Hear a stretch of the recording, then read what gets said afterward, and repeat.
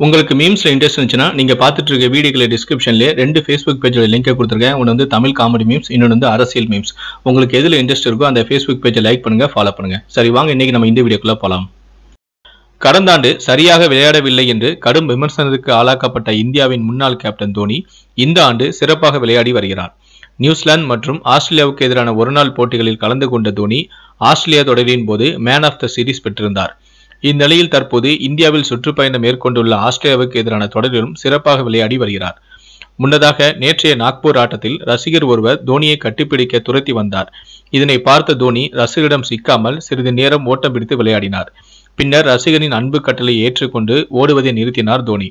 உடனே தோனியின் காலில் விழுந்த ரசிகர் அவரை கட்டி அணைத்துவிட்டு ஓடிவிட்டார். இந்த வீடியோ சமூக வலைதளங்களில் வைரலாகி வருகிறது. இதற்கிடையில் சிறு குழந்தை ஒன்று தோனியை பார்த்து பயந்து ஓடும் வீடியோ ஒன்றும் இணையதளத்தில் வைரலாகி வருகிறது. இந்த வீடியோவானது சமீபத்தில் மும்பையில் நட்பு ரீதியான கால்பந்து போட்டி நடைபெற்ற போது எடுத்ததாக தெரிகிறது. அதில் கலந்து கொண்ட தோனியை பார்க்க ரசிகர்கள் ஆர்வத்துடன் காத்திருந்தனர். அவர்களை பார்த்ததும் பேசிய தோனி சிலருடன் போட்டோக்களும் எடுத்துக்கொண்டார். அங்கிருந்த குழந்தை ஒன்றை ஆசையுடன் தூக்க கை நீட்டினார்.